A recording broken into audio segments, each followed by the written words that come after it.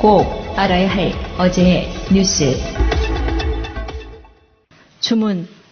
피청구인 대통령 박근혜를 파면한다. 성난 촛불 민심 속에 박근혜 전 대통령은 헌정사상 첫 탄핵 대통령으로 기록됐습니다. 헌법재판관 전원의 탄핵 결정과 함께 쫓기듯 청와대를 빠져나왔습니다. 국민 여러분께 송구스럽게 생각합니다.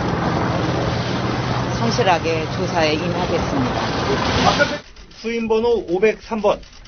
박근혜 전 대통령은 결국 국정농단에 이어 국정원 특수활동비 상납 혐의까지 더해져 구치소와 검찰청, 법원을 오가는 신세로 전락했습니다.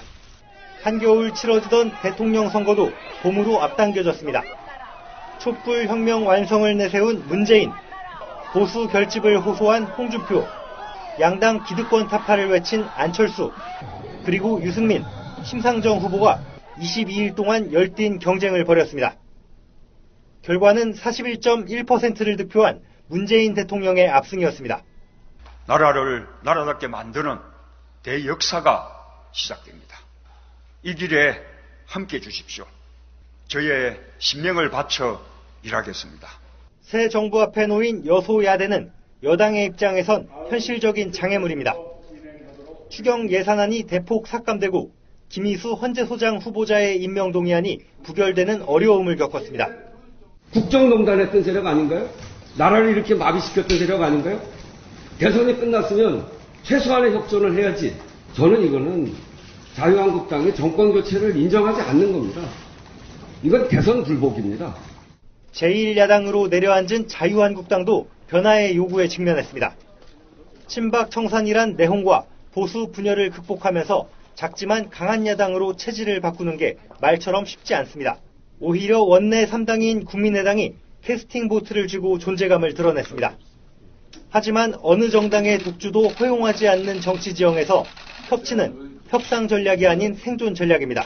부패한 권력을 꾸짖으면서 이게 나라냐는 질문을 던진 촛불혁명은 대통령 탄핵과 정권 교체를 이뤄냈습니다.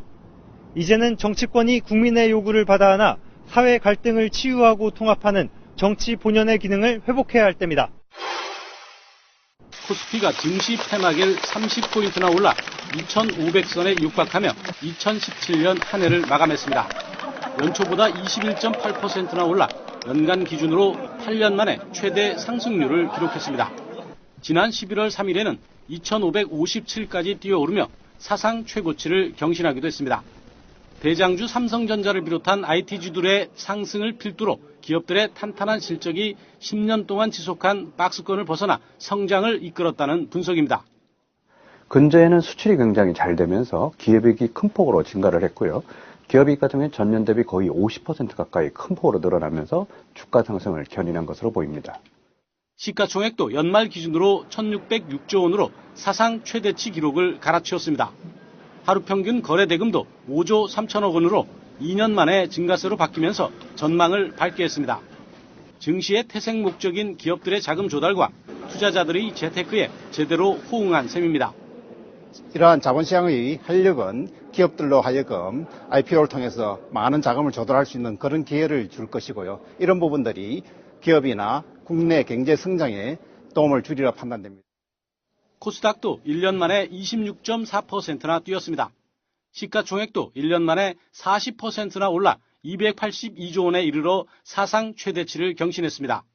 시총 2위였던 카카오가 코스피로 이전했지만 새롭게 진입한 기업이 99개나 되면서 시장 활성화를 뒷받침했기 때문입니다. 여기에 폐장일 800선에 육박하며 마감해 내년 전망을 더 밝게 했습니다. 국민의당 선거관리위원회는 오늘 오전 10시 기자회견을 열고 전당원 투표 결과를 발표했습니다. 최종 투표율 23%로 당원 26만여 명 중 6만여 명이 참여한 셈인데 이 중 74.6%가 바른정당과의 통합과 이를 추진해온 안철수 대표를 재신임하는 데 찬성표를 던졌다는 겁니다. 안 대표는 곧바로 통합에 대한 의지를 재확인했습니다. 변화의 열망으로 받아들여 좌고우면하지 않고 통합의 길로 전진하겠습니다. 하지만 당내 통합 반대파의 반발은 투표 결과에도 더욱 거세졌습니다. 박지원 의원 등 반대파 의원 18명은 기자회견을 열고 투표 결과를 정반대로 해석했습니다. 최소 투표율 3분의 1 기준에도 미치지 못한 이번 투표는 바른정당과의 합당에 대한 반대이자 안 대표에 대한 명백한 불신임의 표시가 아닐 수 없다. 통합에 반대하는 한 남성 당원이 투표 결과 발표장에 난입해 폭력을 행사하기도 했습니다. 제 신임이 확정되었음을 선포합니다.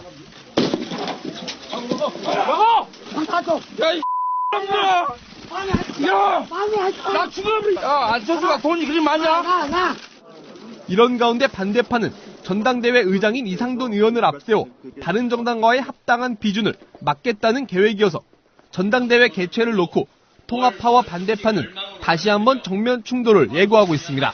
의미 있는 청원이 하나 올라와 있어서 공감돼서 제가 하나 가져와 봤습니다.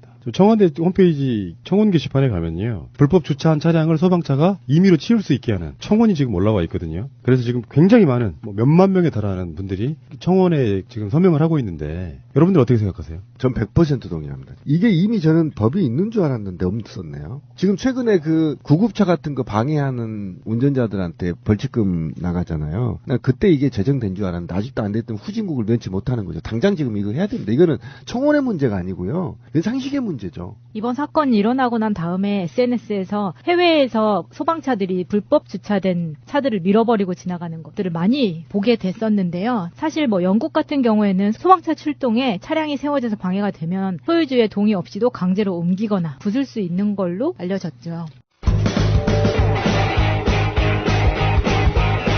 제도로서의 민주주의가 흔들리고 구타는 일은 이제 없습니다. 민주주의가 밥이고 밥이 민주주의가 되어야 합니다.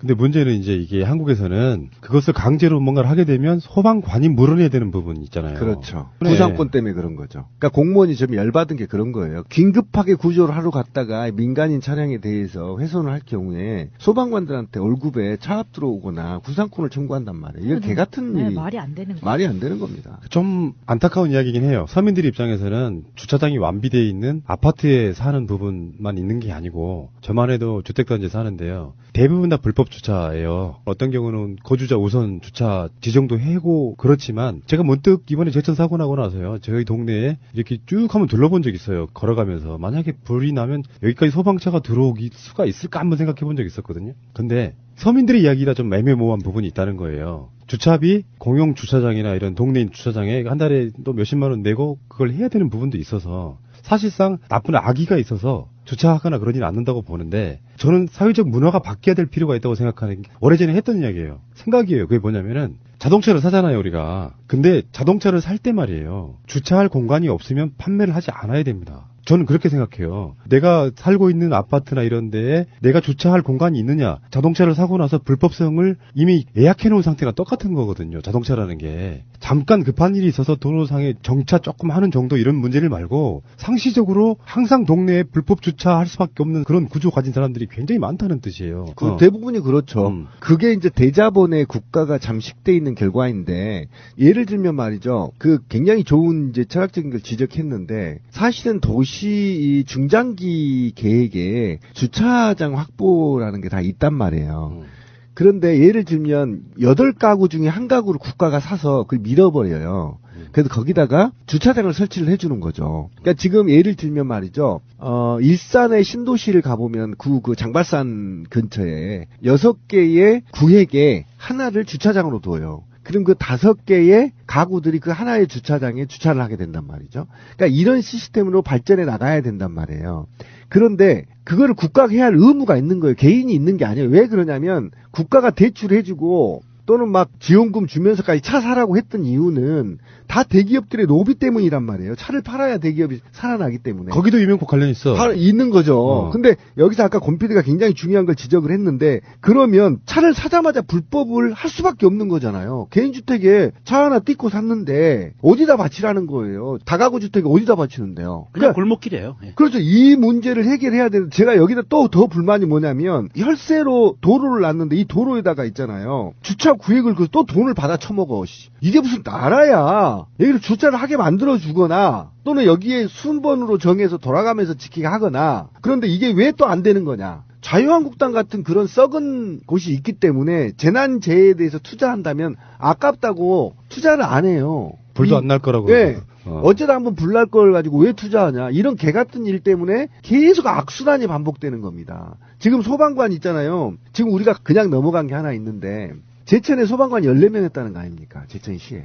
한방의 도시가 제천시에. 근데 그중에 3명이 뭐라고요? 3명이 구급대원이에요. 나머지가 9명밖에 없어요. 불을 끌 사람이. 그것도 4명씩 번갈아 가면서 근무한다면서요. 아, 그게 상황 봐야 돼요. 상황 봐야 되니까. 그 교대가 있고. 그래가지고 어떤 일이 있었는지 아세요? 본부에서 지금 2층에 유리창을 깨라고 하는데 4사람이 나가서 차 치운이라고 그 차에 있는 무전기를 못 들었다는 거 아닙니까? 이게 소방관한테 욕할 일이에요? 아니잖아요. 무전기 받으려면 끝까지 들고 있어야지. 만약에 그게 서울이었다면 거기 차에서 상황실에서 그 상황 지휘 차량 당연히 그 거기에 한 있어야 명이 되는데. 있었을 거라고요. 지금 보세요. 집회 나오는 경찰들 한번 봅시다. 경찰 과장만 떠도요. 전경 2명이 무전기 들고 붙어요. 한 놈은 상황판 들고 한 놈은 무전기 들고. 쥐가 무전기 들고 다니면 되잖아, 과장이. 근데 쫄따구가 들어주잖아, 의경이. 그럼 그거 무전기 왔습니다 이렇게 전해줘. 이렇게 사람을 많이 남겨서 집회 탄압은 그렇게 하면서 정작 우리 국민들의 생명이 달려있는 소방관한테는 전경 한 명도 배치를 안 해줘? 예를 들면 집회 막는 전경 없애고 소방관으로 돌리면 돼요.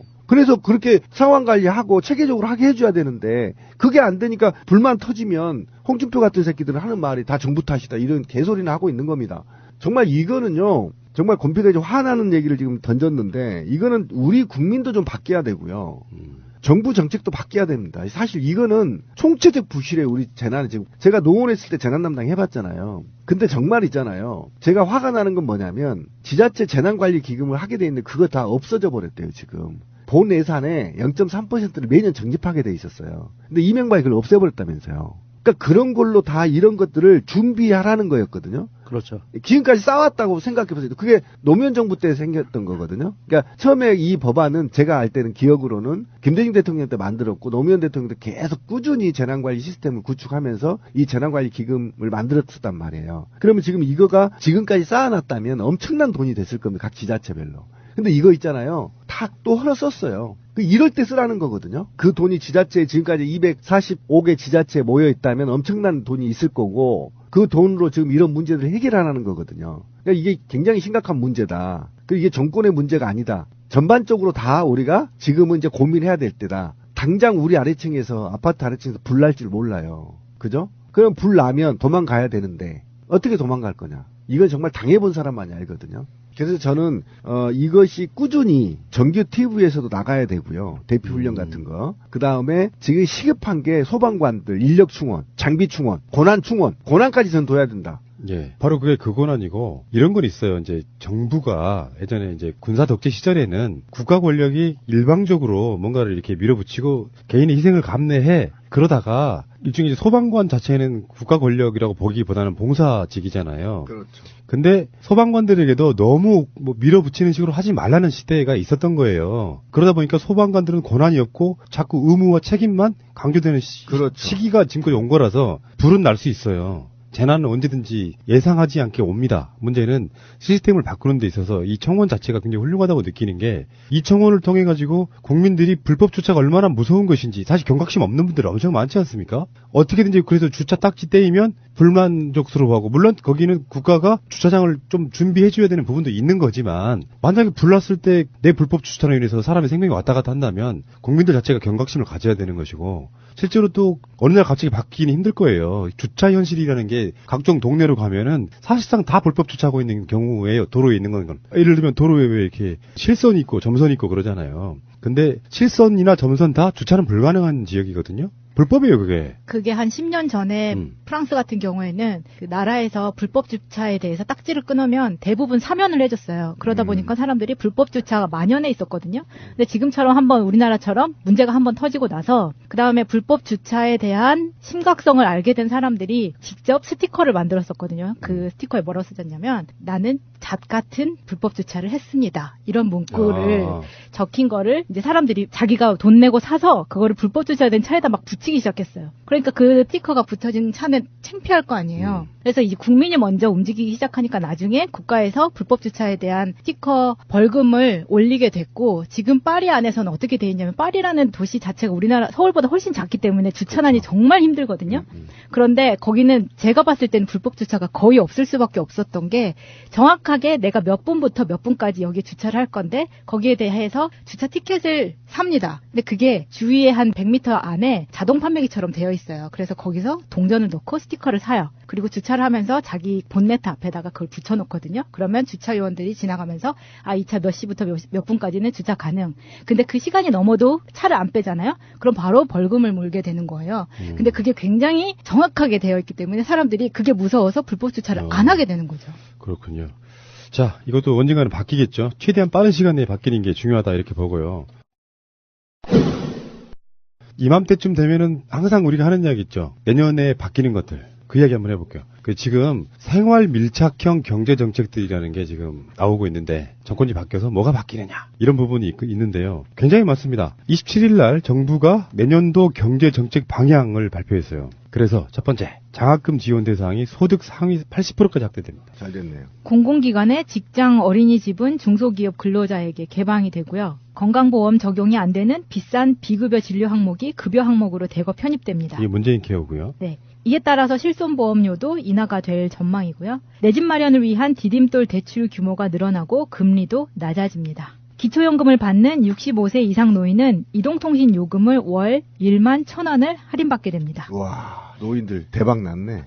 그리고 과로사회 해결을 위해 공무원의 2주 여름휴가가 정착이 되고, 근로시간을 줄인 민간기업에는 유인책이 제공됩니다. 이것도 반깁니다. 이게 일종의 로드맵 같은 거라고 보는데, 문재인 대통령이 며칠 전에 국무회의에서요 이런 이야기를 해요. 그러니까 대통령의 말 한마디가 이제 사실상 그 정책의 확정으로 이어지는 여러 가지 그렇죠. 그게 있더라고요. 아니, 요거는 그 65세 이상 노인 이동통신료 할인 이거 해주면 맨날 카톡에서 문재인 정부 씹는 거 아니야? 이거 걱정되는데 이거. 네. 그리고 내년부터 국가장학금 지원 대상이 소득 4분의 1로 확대가 되고요. 근데 이제 기존에는 기초생활보장 수급자부터 소득 3분의 2 가정의 학생만 반값 등록금을 지원받았습니다. 이로써 6만 3천 명이 추가 혜택을 볼 수가 있게 기획재정부가 추산을 했고요. 국가장학금은 학생이 아르바이트 등으로 번 소득을 일정 부분 뺀 뒤 소득 분위가 낮을수록 많이 줍니다. 정부는 본인 소득 공제 상한선을 70만 원에서 100만 원으로 높이기로 했고, 공제액이 늘어나면 소득 분위가 내려가는 효과가 생겨 약 2만 6천 명이 더 많은 장학금을 받을 수 있게 됐습니다. 새가 날아든다는 여러분들의 하트를 먹고 삽니다. 잊지 않으셨죠? 에피소드 제목을 누르고 플레이가 되면 오른쪽 위에 하트를 꾹 눌러주세요. 오늘도 감사합니다. 더 많은 분들이 들을 수 있도록 하트 꼭 눌러주세요.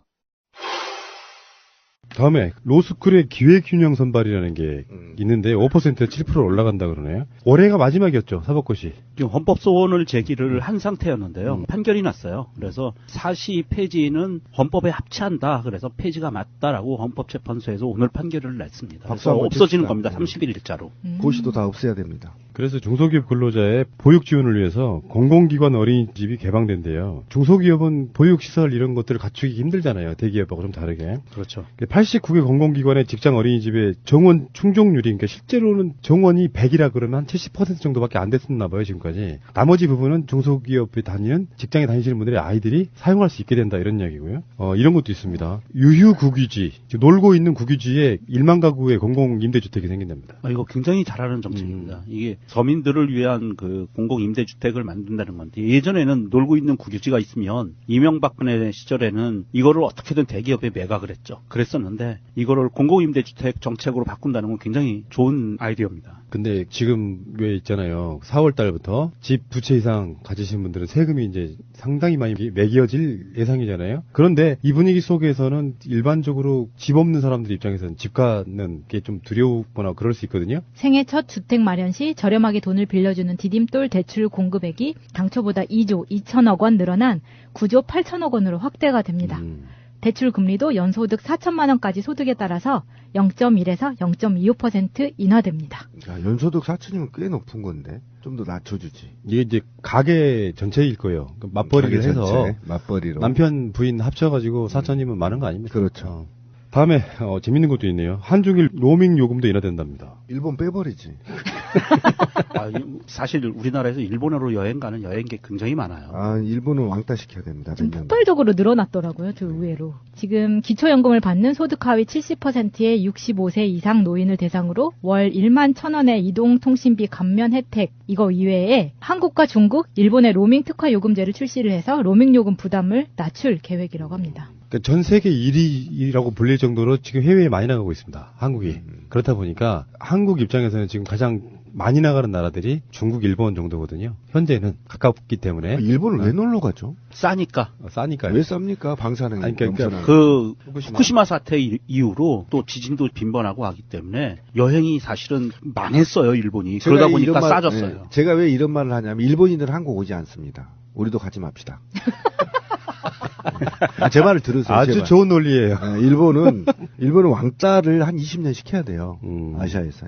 아 근데 로밍 요금이 낮춰져서 좋기는 한데 사실 로밍보다 더 싼 거는 현지나 그 유심 카드를 사셔서 사용하시는 게 더 쌉니다. 10,000원이면 실컷 쓰는데. 네. 그리고 이제 결정적인 거 중요한 것 중에는 아까 이야기 나왔던 것처럼 연차 휴가가 활성화된다. 그래서 연차 사용이 활성화돼 가지고요. 공무원부터 2주 여름 휴가를 정착시키겠다고 얘기했어요. 문재인 대통령 직접. 이전에 2주 여름 휴가 쓸 수 있었나요? 예, 이틀에 14일이잖아요. 이어서 쭉. 못 썼죠. 네. 3박 4일 이상 못 썼어요. 그래서 사용하지 않은 연가를 최대 3년까지 2월 저축하는 오, 대박. 연가 저축제를 활성화하기. 그러니까 근데 연가 휴가비를 안 주겠다는 겁니다, 사실은. 네, 그렇죠. 그래서 정부 예산 줄이는 거죠. 그러니까요. 대신에 내년으로 2월에서 쓸 수 있다는 거잖아요. 근데 이것도 이제 노동계도 좀 바뀌어야 되는데 저도 이제 이 정책을 좋아해요. 근데 사실은 지금 제가 잘리기 전에 22일인가 됐을 겁니다. 연간 휴가가.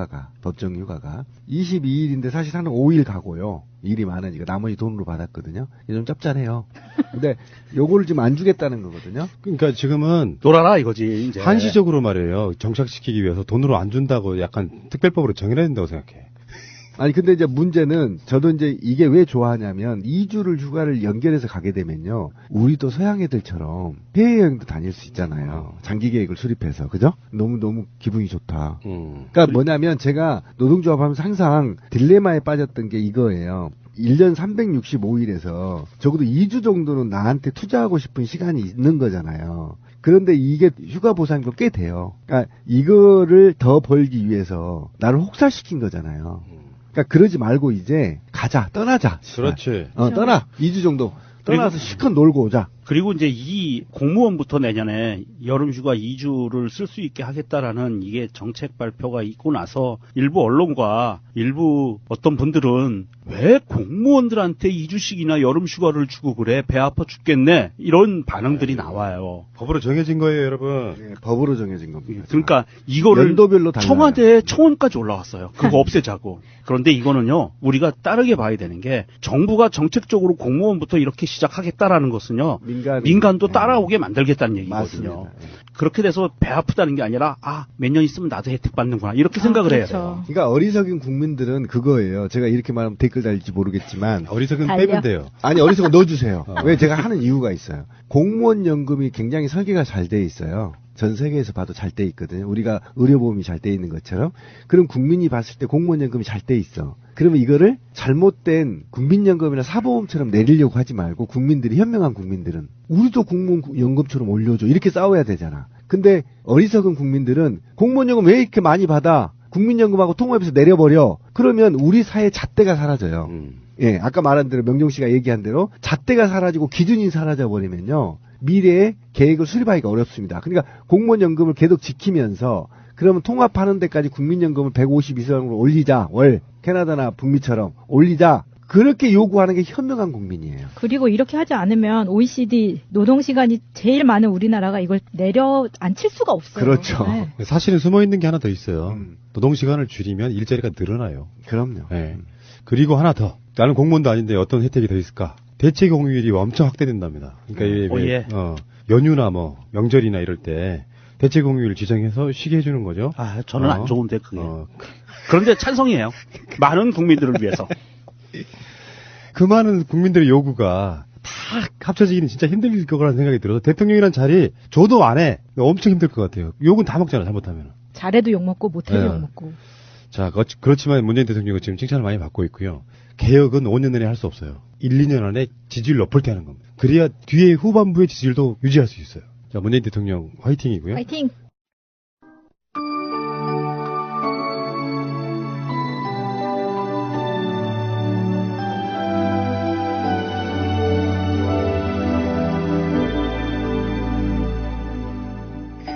그리운 모습 보고픈 얼굴 모두 함께 여기에 있네 작은 천국에. 페이스북이 초래한 사회적 분열에 대해 죄책감을 느낀다. 페이스북 전 부사장이 말했습니다. 사회적 담론과 협력은 사라지고 잘못된 정보와 거짓말만 남았다. 푸나님이 항상 SNS는 인생의 낭비다 하신 말씀 역시 옳았습니다. 그러면서 사람들의 행동이 프로그램화 되어 있다 했습니다. 제 행동을 돌아보니까 좋아요를 열심히 누르다가 여기저기 빠져들어서 한참을 눈을 떼지 못했던 기억이 났습니다. 순간 그 알고리즘을 끊고 나오고자 하는 마음이 불끈했는데요. 여러분은 어떻게 생각하시나요? 오늘도 철도공사의 취업사기, 성차별, 불법 파견에 맞서 안전을 지키는 KTX 승무원으로 돌아가고자 싸우는 KTX 해고 승무원 김승아입니다. 컨셉 없는 자유로운 방송 자갈자갈 시작합니다. 행복은 언제까지나 마음속에 있다고. 곽승훈 노무사의 노동 이야기. 네, 곽승훈의 노동 이야기. 안녕하세요, 노무사님. 네, 안녕하십니까. 네, 노무사님과 사실 지난번에 타워 크레인 이야기를 나눈 지 얼마 되진 않았는데 또 크레인 사고가 있다는 뉴스를 봤습니다. 네, 이것도 사실은 그때 다뤘던 것이 결국은 부실한 법규, 사실 돈만 쫓는 그런 행태들이 결국에는 그 노동자한테 피해를 주는 그런 사건 중에 하나였는데요. 오늘은 그런 법률적인 판결, 그런 것으로 인해서 2017년 노동시장에 어떤 피해가 있었는지, 또 그래도 뭔가 개선이 되고 있는 그런 부분은 어떤 거였는지 전체적으로 살펴보시는 그런 시간 마련해 주셨습니다. 네, 벌써 1년이네요. 작년 12월 국회가 이제 박근혜 탄핵 소추안 의결을 한 뒤에 박근혜 표 노동정책이 법원 판결로 이제 본격적으로 무너지기 시작했습니다. 그래서 이제 가장 대표적인 게 첫 번째가 일단 올해 1월 3일 대전지법 민사 21부가 박근혜 정부의 노동정책의 핵심이었던 성과연봉제 확산에 제동을 걸었어요. 네, 딱 들어서자마자 이 부분이 사실 저희한테 너무 컸습니다. 그렇죠. 특히 이 성과연봉제의 반대 투쟁에 선봉에 섰던 그 공공부문이 바로 철도공사 노동조합들, 또 수자원공사, 철도시설공단, 가스기술공사, 원자력 안전기술원 이런 그 노동자들이 각 기관들을 상대로 제기한 취업규칙 효력 정지 가처분 신청을 모두 받아들인 이런 그 사례가 있었습니다. 네, 공공기관에서 성과연봉제가 사실은 이제 도입이 되게 되면 이제 민간 기업은 이제 순식간인 거거든요. 그렇죠. 그렇기 때문에 모든 어떤 정책을 새로 시행할 때는 공공기관이 최우선적으로 시행이 됩니다. 네, 그렇습니다. 법률도 마찬가지예요. 법률도 새로운 법률이 시행되면은 공공기관부터 그리고 그 다음에 대기업 그리고 이제 중견기업 그리고 이제 중소기업, 영세기업 이런 순으로 나가게 되어 있거든요. 네, 그러다 보니까 이 첫 관문을 열어주면은 이제 모든 게 뚫리기 때문에 이 앞장서서 성과연봉제를 막기 위해서 정말 작년 한 해 엄청 애쓰셨습니다. 그렇죠. 네. 그 김승아 지부장님도 함께 그 파업 투쟁에 참가를 하셨었고. 네, 그것과 함께 더불어 이제 촛불이 일어났다고 보이기도 합니다. 그렇죠. 그래서 박근혜 정부의 그 노동관을 단적으로 보여준 사건이 여러 가지 있었는데 그 중에 하나가 2013년에 일어났던 철도노조의 파업이었죠. 이때 이제 정부가 이제 수서발 KTX, 지금 이제 SRT. SRT. 예. SRT 민영화에 이제 반발해서 철도노조 파업을 불법으로 이제 정부에서는 규정을 했는데 그해 12월 22일 노조 지도부가 이제 피신한 민주노총 건물에 대규모 공권력이 난입하는 이제 초유의 사태가 벌어졌죠. 그렇죠. 예. 근데 이제 올해 대법원이 2월에 불법 파업에 따른 업무방해 혐의로 기소된 당시 노조 지도부에게 무죄를 선고한 것. 이것도 박근혜표 노동정책에 대해서 법원이 제동을 걸었던 또 하나의 신호였습니다. 네.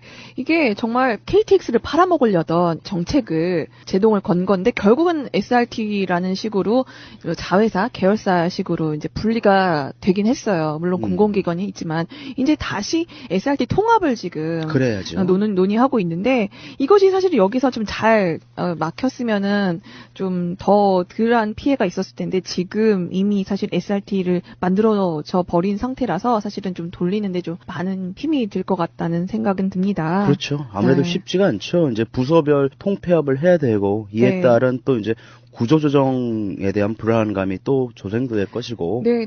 얼마 전에 JTBC에서 그 SRT 터널 안에 그 비상 구조할 수 있는 그런 엘리베이터가 뭐 16개 중에서 14개가 고장이라든가요. 네. 아무튼 엄청난 그런 부실 공사 그리고 비리 그런 것들이 많다라는 보도가 있었는데요.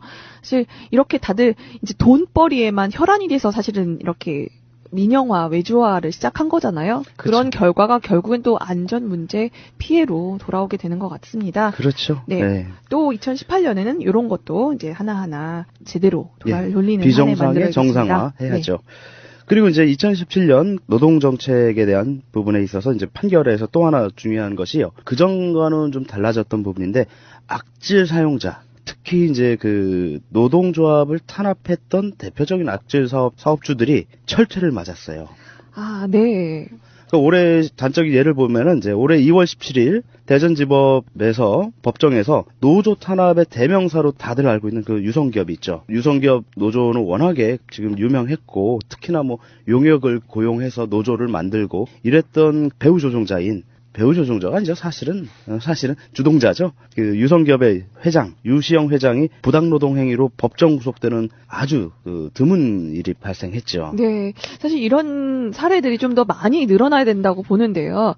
이렇게 노동법을 어겼을 때 이렇게 구속되는 사례가 흔치가 않다고 말씀하신 것처럼 그동안 법이 있는데도 어기는 사례들이 굉장히 많았거든요. 그렇죠. 그리고 이제 주로 이제 사업주가 구속이 노동법 위반으로 구속되는 경우는 대개는 이제 산업안전보건법 위반이라든가 혹은 또 이제 임금체불이 좀 심한 경우 이런 경우에 대부분 그쳐왔지 부당노동 행위로 구속되는 사례들은 거의 없었어요. 그런데 박근혜 탄핵이 되면서부터 이제 그런 부분들이 부당노동 행위 한 자체로도 법정 구속되는 그런 좋은 선례가 이제 마련되어 있고요.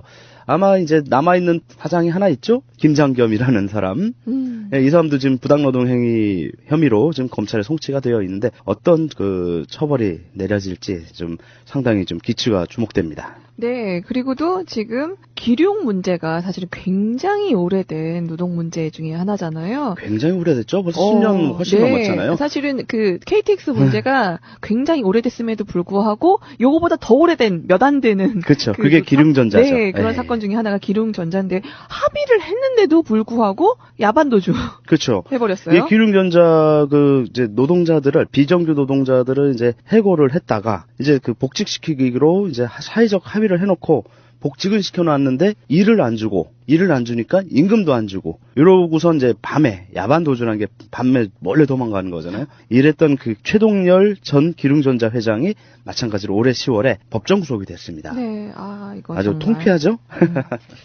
처벌 받아야 됩니다. 네. 예.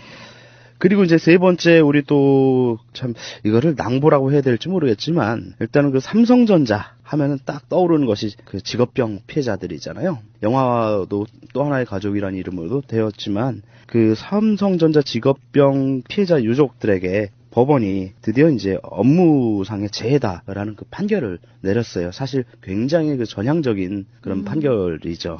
네, 전향적으로 직업병이 맞다 이것이 입증은 됐는데 아직까지는 이제 보상 문제라든가 뭐 사후 처리가 완벽하게 이루어지진 않은 것 같아요. 아직도 그 강남역의 삼성 본사 앞에는 천막이 여전히 그렇죠. 존재하고 있거든요.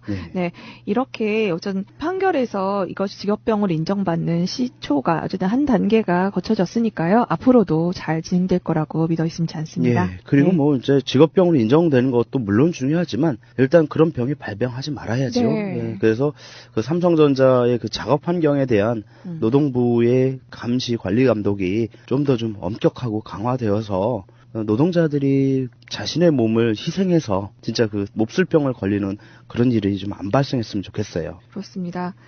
그리고 이제 네 번째 이제 법원 판결의 이제 새로운 경향들이 특수고용직 노동자들은 이제 노동자성으로 인정을 많이 해줬는데요. 그 대표적인 것이 이제 올해 11월에 서울고법에서 어학원에서 그 프리랜서로 일하는 그 강사들, 어학원 강사들, 이분들에게 이제 노동자성을 인정해서 퇴직금과 연차수당을 지급하라고 판결했고, 또 웨딩 플래너, 그리고 객원 방송 PD, 그리고 헬스 트레이너, 이분들도 근로기준법상의 노동자로 인정을 받았습니다. 사실 이런 부분이 그동안은 노동자로 인정받지 못했다는 게 사실 정말 놀라운데요.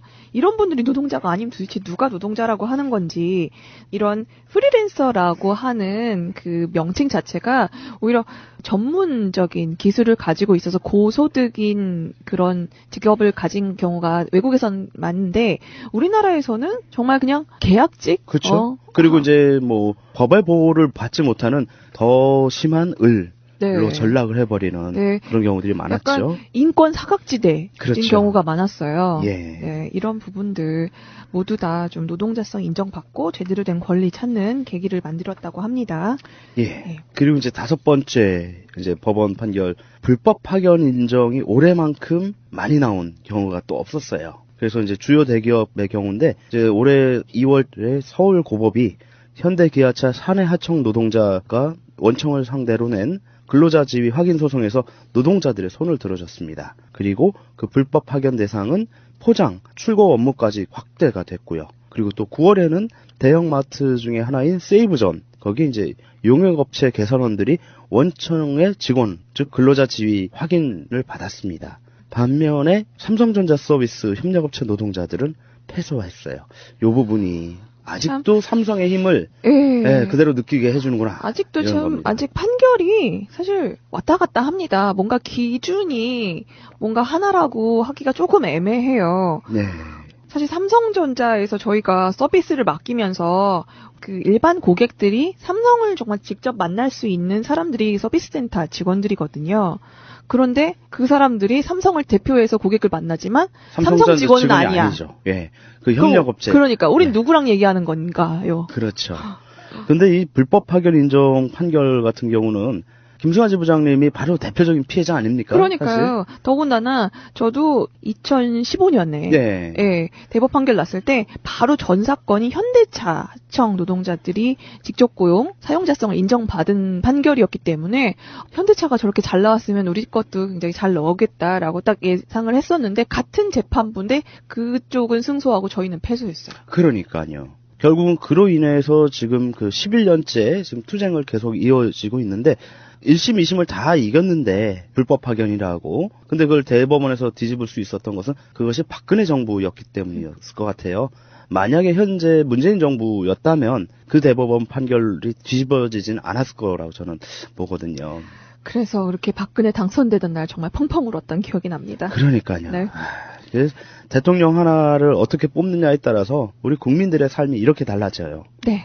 그렇죠. 그리고 이제 또 여섯 번째로 이제 통상임금 소송 판결이 좀 잇따랐고, 많은 부분들이 이제 노동자들의 승소로 판결이 났죠. 특히 이제 대표적인 것이 기아자동차 통상임금 소송. 네, 저희가 신의칙 성립, 신의칙, 신의 성실의 원칙, 이거 한창 떠들었던 이 기억이 납니다. 정말 어쩌면 기업이 어떻게 정말 기업의 입장에서 모든 판단을 해주는지, 사실 지금 뭐 기업들의 뭐 비수문 비자금 뭐 그런 것들이 몇 조, 몇 천조 뭐 이렇게 된다고 하는데, 그런 것은 정말 하나도 생각 안 하고 노동자들한테 사실 이 통상임금 소송에서 기업이 패소한다고 해서 이것이 엄청난 피해를 주는 것도 아님에도 불구하고, 다른 것은 그렇게 돈을 팡팡 쓰면서 노동자들한테 임금 주는 건 어쩌면 그렇게 박하게 구는지 모르겠어요. 그러니까요.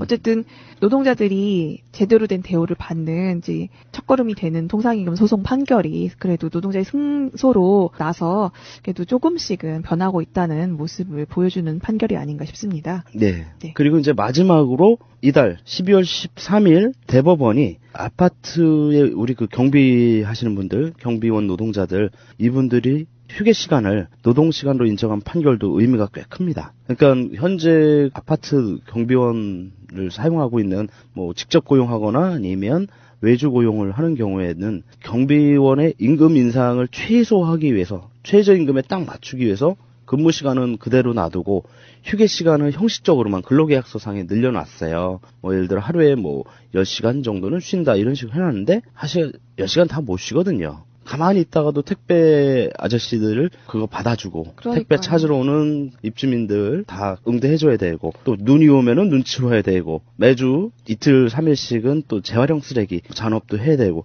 이러다 보니까 이분들의 휴게 시간을 제대로 우리 쓸 수가 없는 상황에 우리 일반 회사원들하고 달리 그렇기 때문에 그런 그 휴게 시간들을 정말 편하게 쓸 수 있는 마음껏 쓸 수 있는 상황이 아니라면 이것은 대기 시간으로 봐서 근로 시간으로 봐야 된다라는 대법원 판결이 나왔는데 이런 점은 굉장히 그 대법원이 좋은 판결을 내렸다고 보고요. 또 하나는 이제 노동부에서도 경비원들이 쉴 수 있는 확고한 휴게 공간을 마련해 주지 않으면은 감시단속적 근로자로 승인을 안 해주겠다. 라는 방침을 밝혔어요. 즉 감시단속적 승인을 노동부에서 내려준다면 이분들에 대해서는 그 연장 근로수당의 50% 가산율이 없어지는 거거든요. 그리고 또 휴일 그리고 휴게 시간 이런 근로기준법상의 제한도 없어지는 것이기 때문에 사용자들은 특히 모든 경비원들을 쓸 때 감시단속 승인을 꼭 받고자 하는데 그동안에는 그냥 대충 형식적으로만 승인을 서류만 보고서 해줬는데 이제는 근로감독관이 직접 당해 현장에 가서 경비원이 쉴 수 있는 독립적으로 쉴 수 있는 공간이 있는지를 꼭 확인하겠다라고 이제 고용노동부에서 이제 입장을 밝혔기 때문에 이런 부분들도 우리 그 노동자 중에서도 특히 노동법의 사각지대에 있는 경비원 노동자의 그 인권 복지 향상에 상당한 도움이 좀 될 것 같아요. 네, 다행이네요. 이 고용노동부 실제로 가서 심사를 한다는 거 하니까 사실 서류만 보면 만들었습니다 하고서는 안 한 경우도 있잖아요. 아유, 대부분입니다. 안 한 경우가 있는 게 아니라 90% 이상이 그래요. 아이고, 그렇죠. 우리 아파트 사시는 우리 청취자분들 한번 경비실 한번 가보시면 아시겠지만 제대로 쉴 수 있는 뭐 침대가 없는 경우가 태반이고요. 설령 있다 하더라도 거기에 택배 온 거 올려놓느라고 경비원 아저씨들 밤에 주무실 때 의자에서 기대서 주무신 경우들이 상당수예요. 사실 언제 알람이 울릴지 모르는 그런 상태, 언제 무슨 일이 터질지 몰라서 대기하는 상태는 이게 진정한 휴게 시간이 아닙니다. 그렇죠. 그 자체는 노동시간으로 근로시간으로 본다고 명시가 되어 있어요. 네, 근데 이제까지는 그냥 대충 넘어갔던 것을 그래도 확실하게 해둔 부분이 있어서 정말 잘 됐다고 생각이 듭니다. 네. 그런데 이렇게 그 전향적인 법원의 판결이 있긴 했는데 항상 모든 것에는 좋은 점만 있는 것이 아니라 그 안 좋은 소식도 들려오긴 합니다. 예를 들면은 2010년에 정규직 전환을 요구하면서 파업한 현대자동차 비정규 노동자 4명에게 부산고법이 지난 8월에 20억 원을 배상하라고, 그러니까 한 명당 평균 5억 원꼴로 배상하라고 이런 판결을 내린 아주 그 질 나쁜 그런 판결도 있었습니다. 어머. 파업했다는 이유로 20억 원을 배상하라고요? 네. 그러니까 단지 이 파업이 이제 불법이다라는 이제 멍해를 씌워서 이런 배상을 하도록 했는데 이게 뭐냐면 결국은 이렇게 한번 판결이 나면 나머지 노동자들이 비정규직 노동자들은 특히나 강력한 노동조합이 없고 민주노총이라는 그 큰 조직의 보호를 받지 못하는 경우들이 많기 때문에 앞으로 어떤 요구를 할 수도 없고 파업은 아예 생각도 못하게 하는 그런 공포 효과를 나타낼 수 있죠. 그래서 굉장히 나쁜 판결 중에 하나다라고 볼 수 있죠. 그러게요. 어머나. 근데 아직 지금 고법에서 그래도 판결이 났어요. 아직 이제 대법원이 상고를 이제 했기 때문에 네. 예, 뭐 뒤집힐 가능성이 얼마나 될지는 좀 두고 봐야 될 것 같아요. 아, 그래도 아직까지 사실은 뭔가 좀 변화가 느껴지기도 하지만 아닌 부분도 간간히 사실은 좀 많이 눈에 띄잖아요. 그렇죠. 네. 예. 그리고 또 하나의 그 올해의 그 민변이 선정한 걸림돌 판결이라고 하는 것에 이제 선정된 판결이 뭐였냐면 다들 아실 겁니다. 그 승객에게 그 승차요금 2,400원을 회사에 내지 않았다라는 이유로 해고된 그 버스기사, 요 버스기사에 대한 해고가 정당하다고 한 대법원 판결. 올해 1월에 있었죠. 이 판결이 이제 올해의 걸림돌 판결에 선정이 된 그런 사례입니다. 네, 참 대법원이 특히나 이제 상급 법원으로 올라갈수록 좀 어이없는 판결들이 많이 나오고 있는데요.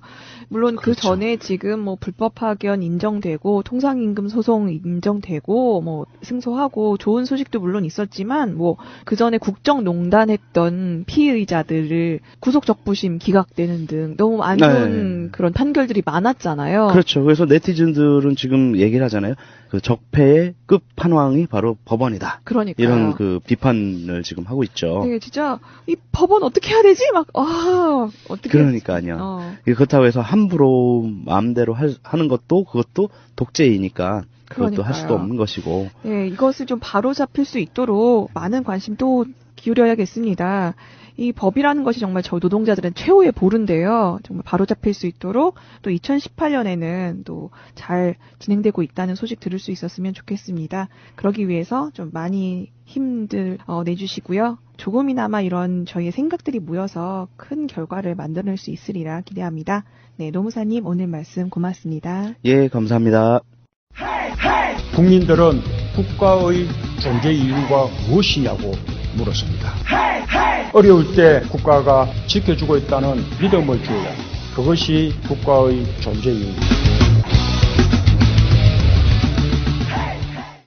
정치 이야기는 수준이 없다. 분화삼촌 정치가 보여요. 네, 보현님 푸른나무님 안녕하세요. 안녕하세요. 안녕하십니까. 정치인 푸른나무입니다.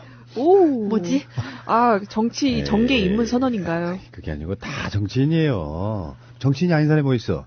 또 심지어 숨 쉬는 것도 정치라고 얘기하고 있구만. 그러네요. 다 숨 쉬니까 다 정치인이네. 다 정치인이에요. 누구나 생활 정치를 하고 있는 거예요. 청년 정치인 민보현입니다. 예. 오. 그렇지.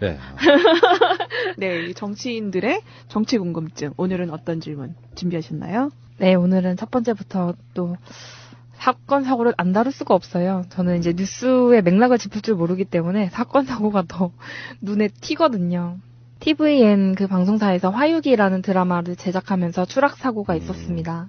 이제 그 스태프분의 하반신이 마비되는 진단을 받았고요. 이 사건이 사실 뭐 한두 번 있는 일은 아닌 것 같아요. 그리고 얼마 전에 TVN에서 조연출께서 PD님이 이제 스스로 생을 달리하는 결정이 있었죠.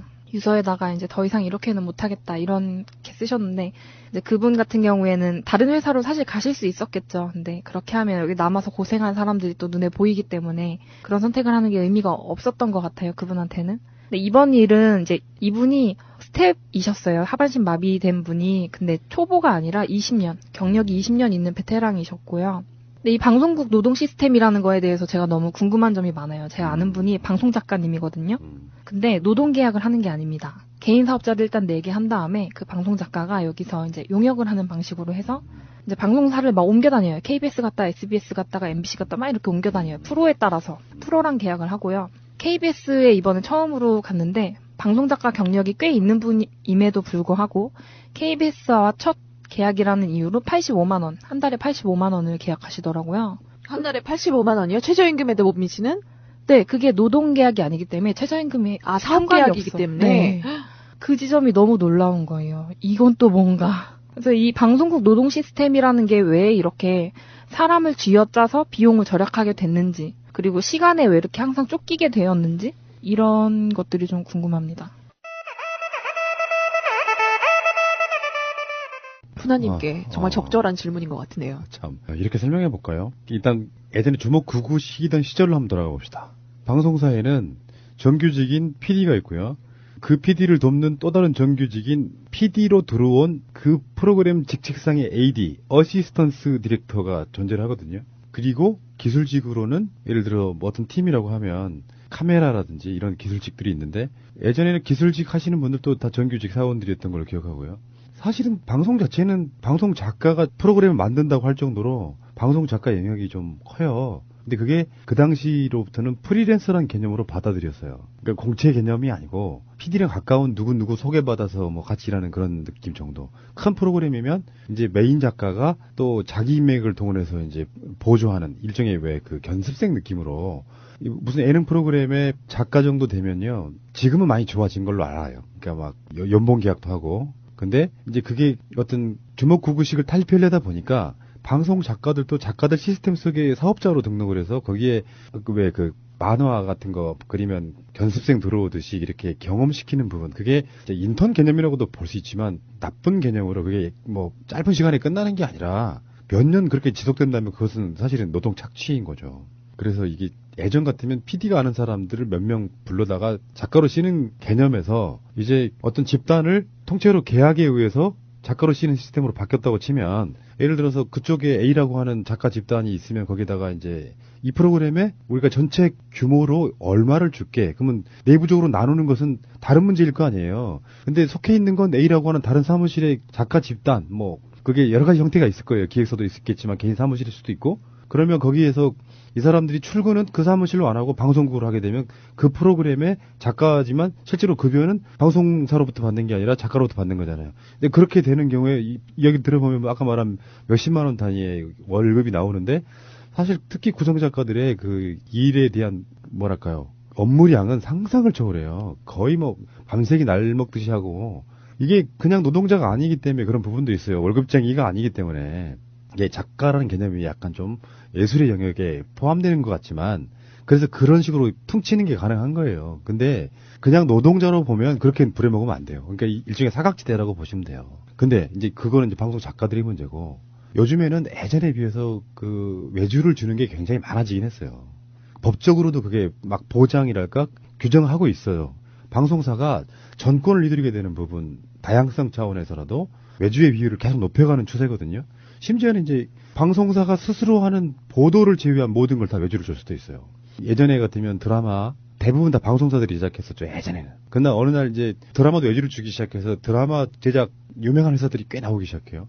그럼 그 사람들이 또 방송국으로부터 통으로 받아가지고 자기들이 예산을 나누는데, 뭐 심지어는 그 기획사에 속해 있는 무슨 음악 만드는 작곡가들이 한 곡당 뭐 몇만 원 받더라, 뭐 이런 식의 이야기도 있고 그런 거란 말이에요. 근데 그 시스템 바꿔야 되는 게, 방송사가 광고를 통해서 돈을 벌잖아요. 대개는 KBS 같은 경우는 이제 그 수신료도 있긴 하지만, 그러면 예전에는 어떤 방식이었냐면 연예인들이 싼 값으로 방송사에 들어가서, 특히 가수들 출연료가 몇만 원도 안 되는 출연료를 받고 가서 그걸로 홍보를 해서 밖에서 광고든 음반 팔든 돈을 벌어라, 이 시스템이었다고요.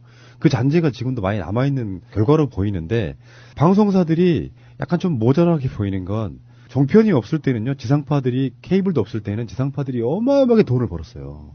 직원들한테 월급을, 제가 그런 얘기 드린 적이 있는데 상여금만 2,500% 이렇게 줬다고요. 본 급여 말고 상여금, 흔히 말하는 보너스를 2,500%를 1년에 줬다고요. 근데 자기들이 종편을 찬성했어. 그러면 지금 케이블 TV가 생기고 나서 종편도 생기고 나니까 광고의 파이는 계속 줄어들잖아요. 그러다 보니까 방송국 자체가 그렇다고 적자 벌 정도까지는 아니겠지만 광고도 줄고 단가도 줄고 하면서 더 열악해지는 거예요. 그러면서 아직도 예전에 그런 마인드를 갖고 있는 거예요. 근데 외주를 받는 기획사들이나 또는 하다못해 방송 작가들이나 그걸 개인적으로 계약한다고 해도 이런 게 있단 말이에요. MBC 나간 무슨 프로그램 납품업체, 무슨 프로그램 작가, 무슨 KBS에 뭐 이렇게 자기들을 앞세울 수 있는 경력으로서의 용도로 쓰기 때문에 나머지는 니들이 알아서 벌어. MBC 간판, KBS 간판 갖다 쓰는 것만 이해해줄게, 이런 관점으로 가다 보니까 사실 외주에 나가는 돈들이 방송사들이 벌어들이는 것만큼보다는 훨씬 적은 게 사실이죠. 그런 여러 가지 부분들이 있고요. 되게 좀 복합적인 부분들이 있어요. 근데 그게 이제 너무 그런 거 있잖아요. 업무에 치여서, 이거를 전부 다 뭐 무슨 업무에 치여가지고 돌아가셨다 이렇게만 바라볼 문제는 아니고요. 이제 뭐 다른 사유들이 같이 다 겹쳐 있는 부분이 있어요. 그러니까 우리들 입장에서는 어떤 사람이 뭐 포괄적인 업무에 시달리다 죽었다 그렇게끔만 단정적으로 내릴 수는 없는 부분이 있을 거라고 생각해요. 그런 부분만 갖고 이야기하는 건 좀 무리가 있지만, 어쨌든 방송사의 시스템은 아직도 상당히 독재적인 게 사실이에요. 네, 지난번 TVN에 이한비 PD가 생을 마감하셨을 때 정말 안타까웠거든요. 더군다나 그분께서 굉장히 세월호에 관심도 많으셨고 또 KTX 저희한테 후원금도 송금하셨던 정말 그런 분께서 돌아가시면서 결국은 사실 사과 한번 받자고 그렇게 되게 많은 사람들이 모였던 그런 사건이었는데, 결국에는 똑같은 그런 구조적인 문제라 아직도 해결이 안 되고, 또 이번에 화유기잖아요. 이승기 컴백 작품이어가지고 저 정말 1년 1, 2회 되게 재밌게 봤었거든요. 그런데 이걸 그런 사건과 연루되어 있다고 또 생각을 하니까 이걸 어떻게 보이콧을 해야 되나, 좀 어떤 식으로 저희가 좀 행동할 수 있을까 좀 고민이 들더라고요. 이 스태프 같은 경우에는 소품 담당이었어요. 근데 소품 담당이라는 게 이제 여기저기 카메라 촬영하기 전에 배우들이 이제 동선 정리하기 전에 이미 소품 다 갖다 놓고 배치를 해놓는데 웬일인지 그날은 조명을 달려고 좀 높은 곳에 올라가셨다고 해요. 근데 조명은 원래 조명팀이 해야 되는 일인데 왜 소품팀이 올라가느냐. 지금 이것도 해명이 안 되고 있고 뭐. 나는 시킨 적이 없다 뭐 이런 식으로 뭐 또 그런 식으로 얘기하고 나올 수도 있겠네요. 누가 시키지도 않은 일을 하겠어요. 근데 그건 뭐 산업 현장에서의 안전 문제이긴 한데 그 사건 자체가 방송사의 문제라고 특정 짓기에는 좀 그런 부분이 있어요. 스태프들이면 뭐 현장에서 소품 담당인데 조명 달러 올라갈 수 있어요. 현장에 가면 그러는데 그게 딱 구분 지어지면요. 방송이 아까 작가 부분은 예술의 영역이 좀 겹쳐 있다 그랬잖아요. 방송 영역은 그 스태프들 간의 팀워크의 문제가 굉장히 중요하거든요. 그래서 이게 너일 내일 할 거 없이 서로 도와주고 이런 분위기를 어떤 노동 현장의 문제로 단정 짓는 건 좀 다른 문제가 있다고 생각해요. 방송이 그날 CG가 또 문제가 있었잖아요. 와이어 다 보이고. 네, 그리고 뭐 방송 시간에 딱 못하고 뭐 광고가 갑자기 나왔다고 들었어요. 그 사건이랑 방송 지연 사고가 이제 연결되는 측면이 있었던 것 같습니다. 근데 이야기 끝에 나도 그 뉴스 보고요. 정말 상식적으로 이해가 안 됐거든요. 일단 그렇게 많이 사전 예고의 광고를 때릴 정도 시간이 굉장히 오랫동안 했던 걸로 기억하는데 1, 2회가 사전 제작이 안 됐다. 난 상식적으로 이해 안 되거든요. 그러니까 이게 첫 방영 시간을 맞추기 위해서 무리하게 노력했을 수는 있지만 1회, 2회 정도는 사전 제작으로 이미 딱 스탠바이 시켜놓고 왜 그러냐면요. 여러분들 잘 보시면 무슨 유명한 사극들에 KBS가 토요일마다 하는 거 그런 사극들 있잖아요. 그러면 1, 2회는 뭐 거의 몇 주 전에 다 CG 같은 걸 통해서 스케일도 엄청 크게 만들어 놓고 3회, 4회, 5회 가면서 조금씩 제작비를 줄여가면서 그 몹신이라고 하는 어마어마한 사람들, 군사들 나오는 그 대중씬, 군중씬 이런 거를 줄여가는 방식으로 제작비를 줄이거든요. 근데 그렇게 야심적으로 막 꺼내놓은 작품이 1, 2회가 사전 제작이 안 됐다. 그러니까 이게 무슨 실시간으로 생방송하듯이 편집해서 그게 잘못돼가지고 아예 방송을 취소했다는 건 상식적으로 정말 이해 안 가거든요. 어쩌면 노이즈 마케팅으로 어휘받기 딱 좋을 수 있는 그 시점에 와 있는 거예요. 그렇게 관심 끌어주는 거. 근데 그것도 또 설명이 안 돼요. 왜 그러냐면 그렇게 노이즈 마케팅으로 좋은 작품이라고 인식이 안 되면 아예 안 보는 측면도 있어서 그렇게 열악한가? TVN이. 왜냐면 우리나라들 전체적인 기업들 중에 기간은 얼마 안 됐다 치더라도 가장 돈 많은 채널 중에 하나거든요. 근데 그게 어떤 제작비 문제에 열악해서 뭐 CG도 급하게 하고 와이어가 보이고 이건 진짜 미스테리예요. 방송사의 남을 미스테리 중에 하나라고 저는 봅니다. 하반신 마비된 스태프님이 그 사건 있기 이틀 전에 아버지의 기일이 있었는데 제사에도 못 참석을 할 정도로 거의 그 정도로 바빴다고 해요. 그럼 두 번째 질문은 이제 국방개혁입니다. 어렵다. 왜냐하면 국방개혁에서도 저는 군대는 갔다 왔어요. 특전사? 국방개혁 문제가 장군 정원을 감축하는 문제랑 연관이 있다고 하는데 제가 이 부분이 잘 이해가 안 되는 거예요. 준장 공석을 최초로 계획보다 7석을 감축해서 선발을 했다고 해요. 2018년도에 국방개혁안이 확정되면은 뭐 2022년까지 계속 별들을 줄여나가겠다. 이렇게 발표를 했는데 이게 저는 잘 모르겠는 거예요. 별을 감축하는 일이랑 국방개혁이랑 어떤 상관관계가 있는 건지 모르겠어요. 일자리가 줄어드는 대표적인 이유가 뭐예요? 일이 없어서? 아니에요. 돈이 없어서. 자동화 시스템 때문에 그래요. 그래서 요즘에 로봇의 이야기가 나오잖아요. 일자리를 로봇이 다 뺏어가. 그 수익이 나는 만큼 기본소득으로 돌려주는 게 로봇의 개념이에요. 국방도 마찬가지일 거 아니에요. 최근에 드론 전투단 이런 거를 문재인 대통령이 강력한 주장으로 지금 만들고 있대요. 실제로 드론이 전투를 하게 되면 군인 수가 많이 줄어들죠. 근데 군대의 편제는 예전 방식, 자동화가 많이 안 된 상태의 방식이어서 별들이 훨씬 더 많이 줄어들 가능성이 있는 건데 국방개혁을 하려면 수뇌부부터 조정을 해줘야 돼요. 슬림하고 심플하게. 왜 별들만 많으면 전쟁하기 쉬울 거 아니에요. 진짜로 싸울 인력이 필요하지. 근데 별들을 유지하려면 들어가는 비용도 만만치 않아요. 그런 면에서는 실제로 필요한 자리에 이렇게 전체적인 개혁 구상을 할 때 전체 편제를 쭉 볼 거 아니에요. 근데 구체적인 이야기는 제가 생각이 안 나서 못 드리겠습니다만 이런 거 필요 있니? 이런 부서가 필요해? 이런 부대가 필요해? 아, 이건 사실상 없어도 되고 이 부대는 이 편제는 이쪽으로 바꿔도 집어넣어도 되겠네. 이런 식으로 구조개혁을 하는데 국방개혁에 관한 문제는 좀 방산 비리하고도 사실 연관이 있어요. 그래서 비용이 너무 많이 들어가는 측면이 있습니다. 저번에 한 2, 3주 정도 방송 전에 그런 얘기 했거든요. 북한 전체가 벌어들인 국민 총 생산이 우리나라 국방비보다 적어요. 비교가 안 되는 거지. 우리나라 국방비가 40조인데 북한이 총 모든 국민이 벌어들이는 게 40조가 안 된다고요. 근데 그 40조씩이나 들여서 국방에 뭔가를 해도 시스템이 뭔가 좀 어설프게 돼 있으면 안 돼서 그 부분을 없애고, 하다못해 지금 만약에 드론 전투단이라는 게 생기면, 원래 드론이라는 게 그런 거잖아요. 실제로 전쟁 나보면 사격은 이렇게 얼굴 내놓고 훈련을 하지만 전쟁이 나서 총알이 빗발치면요, 얼굴 내놓고 사격을 할 수가 없어요. 이렇게 하는 거예요. 누굴 맞히기도 힘들어. 만세하고. 네.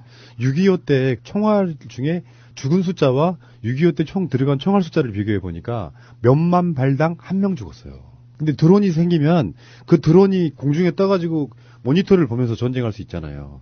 그러면 군인이 그렇게 많이 필요 없어지는 그런 부분들이 이제 국방 개혁에 포함될 거라고 보고요. 시간이 많이 지나서 보니까 이런 것도 있잖아요. 군대를 휴전선에 배치를 하는데 너무 정복되는 데도 있을 수 있잖아요. 뭔가의 어떤 발전에 의해서. 그럼 그거다 빼주고 넣어주고 바꿔주고 하는 거예요. 그러다 보니까 별자리 이제는 필요 없는 자리가 몇 개가 생겼구나, 이렇게 바라보시면 되죠. 좀 이해가 돼요. 좀 이번에 발표 중에 좀 특이했던 점이 있었어요. 이제 계획보다 7석을 감축해서 선발을 했는데 그 중에 3분이 여성이에요. 근데 이게 창군 이래로 처음 있는 일이라고 해요. 여성이 별을 단 일이 처음이래요. 임기제는 지금까지 있었는데 정규로 정상 진급 처음이래요. 방송으로 나간 이야기이긴 한데 이제 대령쯤 달고 대부분은 이제 전역하는 경우가 많아요. 그래서 하늘의 별 따기란 말은 군대 이야기예요. 별 달기가 쉽지 않다고요. 올라갈수록 자리는 줄어들잖아요. 출발은 똑같이 했으나. 근데 임기제는 뭐냐면 이것을 마지막으로 은퇴해 그 조건을 달고 시작하는 별이에요. 특히 준장들이 그런 경우가 많아요. 별 하나짜리가 준장. 근데 임기제가 아니고 정상 진급은 준장 달고 잘하고 그러면 또 소장, 그 다음에 중장, 다음에 대장 이렇게 달할 수 있거든요. 그 정상적인 진급상에 놓여 있는 건 처음이다, 이런 거예요. 나중에는 정말로 육군 참모총장, 합참의장이 그러니까 여성 쪽에서 나올 가능성도 있습니다. 드디어 그런 가능성이 열린 거예요. 그렇죠. 어떻게 그분들 보면. 때문에. 멋지네요. 이거를 심지어 그러니까 자리를 줄여가면서 여성을 3명을 이렇게 할당하는 게 엄청난 것 같아요. 근데 전 세계적으로도 여성 대장 그런 부분은 좀 아직은 요원한 일이긴 하지만, 왜냐면 남녀 평등을 떠나가지고 사관학교부터 개방한 것도 좀 특별한 일이긴 해요. 사관학교 여자가 갈 수 있다는, 여성이 갈 수 있다는 부분. 근데 출발 선상의 숫자가 다르잖아요, 일단. 남자가 100명이면 여자는 그 중에 뭐 10여 명 이렇게 생각하면, 그래서 쭉 가다 보면 확률적으로도 남자들이 별 달 확률은 높아지겠죠. 근데 어느 날 언젠가는 육군 대장이 여자, 그리고 합참의장이 여자, 심지어 나중에 국방부 장관도 여자가 나올 수 있죠. 왜 군대 갔다 온 사람들 얘기할 때 보면 가끔 그런 얘기가 있어요. 본인 상사가 여성인 경우를 경험한 사람이 매우 드물기 때문에 그게 어떤 전설처럼 카더라로 막 전해져 오는 거예요. 내가 아는 친구가 같이 있던 부대에 여성 높은 분이 있었는데 그분이 이렇더라. 화장 안 했는데 겁내 멋있더라. 막 이런 거 있잖아요. 전설처럼. 그런 게 좀 생각이 나네. 그리고 아까 그 국방 개혁에 있어서 하나 더 중요한 요소도 있어요. 그러니까 미군이 평시 작전권을 우리한테 넘기는 부분, 그리고 장기적으로 미군이 철수하는 부분도 감안해가지고 어느 날 갑자기 미군이 확 빠진다거나 그러면 거기에 대해서 갑작스럽게 대처할 수는 없는 거잖아요. 앞으로 일정표가 나오겠죠. 지금 그거는 합의를 이미 했어요. 문재인 대통령하고 트럼프하고. 전시작전 통제권도 한국이 가져오는 걸로. 전쟁 나도 미군이 지휘하는 게 아니라 한국이 지휘하게 되는 그런 부분까지 미리 다 염두에 두고 편제를 다시 바꿔야 되는 부분이 있습니다. 그렇게 바꿔지는 게 정상이고 그게 진보하는 거예요. 역사 속의 진보. 6.25 때 편제를 그대로 갖고 있으면 되겠어요? 말도 안 되는 거지. 그리고 기계화 사단 이런 게 있거든요. 예전에는 수동식으로 수동식 무기만 쓰는 게 아니고 이제 기계화 사단, 나중에 전자화 사단 이런 개념으로 가서 그게 이제 드론 같은 거랑 연결이 되면 더 효율적이고 더 잘 싸울 수 있는 편제로 바뀌겠죠. 로봇 군대 같은 거네요. 그렇죠. 군대라는 게 사실 전쟁을 위한 거잖아요. 그런데 전쟁이 보통은 나의 그 권리를, 나의 생명을 지키기 위해서 우리는 방어적인 수단이라고 말은 하는데 사실은 공격에 쓰는 경우도 많기도 하잖아요. 그런데 여성들이 그렇게 많이 좀 진출함으로 인해서 더욱더 세계 평화를 위한 그런 분위기 형성에도 좋지 않을까 생각을 해봅니다. 네. 그렇네요. 그럼 또 3번째 질문으로 넘어갈게요. 3번째 종교과세입니다. 어렵네요. MBC 뉴스데스크에서 대형교회를 다뤘는데요. 인상 깊은 장면이 나와요. 11조를 내기 위해서 번호표를 받아요. 은행이랑 그런데 접수하듯이. 제가 너무 깜짝 놀란 거예요. 이걸 제가 대형교회를 안 가봐서 몰랐나 봐요. 우리 방송을 몇 번 한 적이 있어요. 그 여의도에 있는 S복음교회 맞아요. 거기 가면은 그 헌금 종류만 몇십 가지래는데요. 그러니까 기쁜 일이 있을 때마다 내는 거예요. 아이 입학 기념, 무슨 상 받은 기념, 졸업 기념, 결혼 기념. 에휴, 11조만 내면 되는 거예요, 사실은. 그 종교 교리로만 따져도. 11조 내라고 좀 교리에 나와 있나요? 나와는 있는데 제가 알기로는 제가 교회 다닌 게 하도 어릴 때여서 잘 정확하지 않지만 나를 구성하고 있는 모든 것의 10분의 1을 떼어서 드리는 거예요.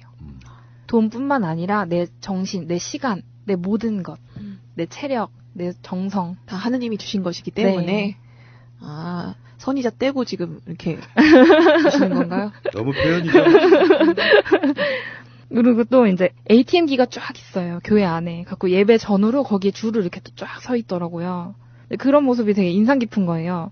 그러면서 그 뉴스에서 이제 하는 얘기가 한 담임 목사한테 월 10억 원의 선교비가 5년 동안 지급이 되었다고 하는 거예요.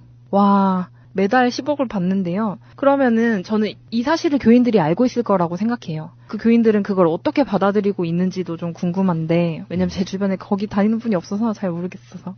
어떻게 받아들일지도 좀 궁금하고, 그리고 종교 과세가 이제 이루어지면 이런 현상이 어떻게 줄어드는 걸지, 바뀌는 걸지, 뭐 어떻게 되는 걸지, 이대로 그냥 가는 건지 좀 이게 좀 궁금합니다.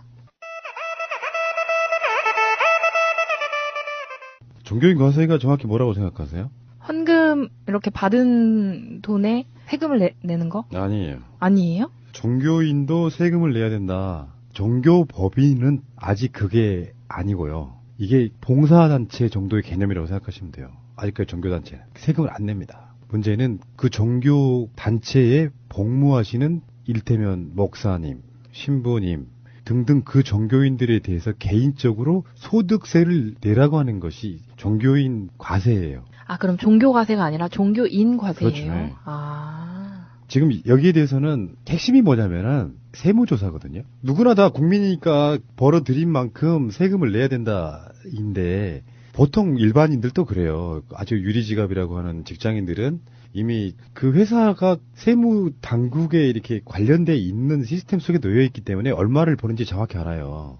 근데 종교 단체는 지금까지도 그게 이제 신성시대에 오던 부분이 있어가지고 세무조사 대상이 일단 아니잖아요. 그러니까 보통 일반적으로 그런 세금 시스템 속에 놓여져 있는 회사에 다니지 않는 사람들은, 특히 자영업자들은 자발적으로 신고를 하게 돼 있어요. 세무서에 내가 얼마를 벌었다고. 그러면 거기에 대해서 세무서에 가면은 이러이러한 이유로 세금을 면제해 주는 것들이 있어요. 뭐 예를 들어서 가장인 누가 자영업을 했는데 작년에 얼마를 벌었다라고 이렇게 자진 신고를 하면 그게 이제 세금을 면제해 주는 것들이 있어요. 뭐 노모를 모시고 있다라든지 자녀가 학교를 뭐 다니고 있다라든지 뭐 집이 있다 없다 여러 가지 막 다 해가지고 해주는 경우도 있어요. 그래서 정말 조금 못 사는 사람들은요 세무서에 가면은 세금 낼 게 별로 없어요. 대부분 다 그게 면제가 돼가지고. 근데 종교인들은 이제 자발적으로 신고를 해야 되잖아요. 근데 자발적으로 신고하는 만큼 사실은 한 1년에 10억쯤 버는데 신고를 할 때 3천만 원 벌어요라고 신고할 수 있잖아요. 근데 세무조사를 못하게 되면 의미가 없는 거예요. 거짓말로 해도. 그래서 종교인들이 세무조사 못하게 해줘. 그걸로 특히 종교인들이라고 말하면 안 될 거야. 개신교 일부 목사들이 세무조사를 못하게 해줘. 요거였어요. 지금 사실 어떤 약간 절충한 쪽으로 가는데 왜 그러냐면 이게 확신해도 좋은데 과세 유예 논란이 계속 있었잖아요. 그것도 박근혜 정권 때 결정된 거예요. 2018년부터는 종교인 과세하자고. 근데 과세하는 것까지는 어떻게 할 수가 없어. 근데 세무조사를 할 거냐 말 거냐에 대한 부분은 약간 절충 쪽으로 가는 것 같긴 해요. 근데 한 2년 정도 일단 시행을 해보는데 모든 법은 다 그렇습니다. 강제조항, 수사조항, 조사조항 이런 게 없으면 꼭 그걸 악용하는 세력이 생겨요. 결국에는 세무조사를 할 수 있게끔 저는 될 거라고 봐요. 아직 멀었어요. 근데 그게. 멀었네요. 이 현상은 제가 뉴스에서 본 그 신기한 풍경들은 달라지진 않겠네요. 그리고 이제 이런 게 있어요. 종교단체가 종교인 개인별로 지급한 소득 명세를 1년에 한 번 관할 세무서에 제출해야 되는데 이 소득 명세에 종교 활동비도 포함하도록 했다. 아까 말한 그거 있잖아요. 선교비 이런 거 있잖아요. 종교 활동비의 비과세. 그 이제 종교 활동비에 대해서는 세금을 안 내요. 그러니까 비과세는 지금 유지하는데 신고 등 납세 협력의 의무는 일반 납세자 수준으로 강화하겠다는 취지로 종교 활동비에 대한 여론의 비판을 감안한. 그러니까 종교 활동비에 대해서 저거를 사실은 그거는 식으로 이렇게 그 다른 소득, 종교 활동비라는 거를 명목으로 이거는 내가 벌어들인 소득이 아니고 어차피 선교 같은 거 하는 공적인 돈으로 쓰는 거니까 내가 그 돈을 받은 거에 대해서 세금 받지 마 이런 식의 논리를 만들어낼 수 있잖아요. 거기에 대해서 제가 아까 그래서 말씀드리는 것처럼 상당 부분 절충안이 포함되어 있지만 어쨌건 의미 있는 일이긴 해요. 지금까지 종교는 성역이었잖아요. 당장 왜 못해 하는 부분도 있겠지만 해보면서 조금씩 거쳐나가는 부분도 저는 필요하다고 생각합니다. 네, 저는 목사님이 이렇게 고소득 직종인지 몰랐어요. 놀랍죠. 한 네. 달에 10억이라니. 아, 이건 빈익분 부익부예요. 그러니까 기업하고 똑같아요.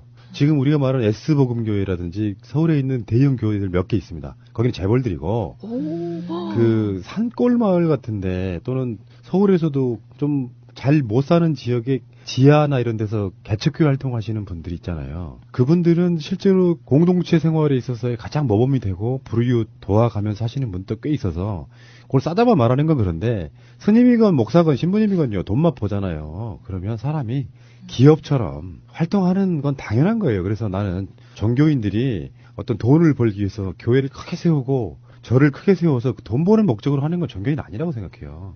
그게 무슨 의미가 있습니까? 그래서 자기들끼리 짬짬이해서 친목질하고 세금 안 내려고 온갖 수를 쓰고 조영기 목사 은퇴비 퇴직금을 한다 500억 이렇게 줬죠. 돈이 그만큼 많다는 거잖아요. 그래놓고 본인들은 마치 종교인들이 신격화되는 부분 그게 지금 우리나라의 가장 큰 폐해죠. 얼마 전에 명진 스님이 단식하셨잖아요. 이 봉은사 주지 스님이셨는데 그분이 최초로 대웅전에 가면은 불전함이 있는데 거기에 들어온 돈은 무조건 주지 스님 거래요. 그게 뭐 공개 안 해도 되고 그냥 개인적으로 그냥 가져가도 되는 돈인데 그거를 처음으로 공개적으로 오픈하고 이것을 공적으로만 이렇게 쓰신 분이시래요. 그래서 다른 데서 약간 질타도 받고 적들이 생겼다고 하시더라고요. 이렇게 좋으신 분들도 계신데 사실 일부 목사들의 행태들 때문에 모든 종교인이 이렇게 도매금으로 그렇죠. 넘어가는 게 많은 것 같아요. 좀 안타깝습니다. 저 개인적으로도 가장 존경하는 목사님이 모니카 목사님이요. 그런 분들이 다 그렇게 하시잖아요. 민주화 투쟁에도 많은 목사님들이 같이 싸워오셨고요. 심지어 우리 세대가 나른 데에는 정병진 목사 같은 분도 계시고 그렇습니다. 네. 오늘도 되게 다양한 주제로 좀 재미있게 이야기 나눠봤습니다. 좀 새로운 것도 많이 알게 되고요. 네. 네, 오늘 시간 재미있는 시간 만들어주신 푸나님, 보현님 고맙습니다. 감사합니다. 고맙습니다.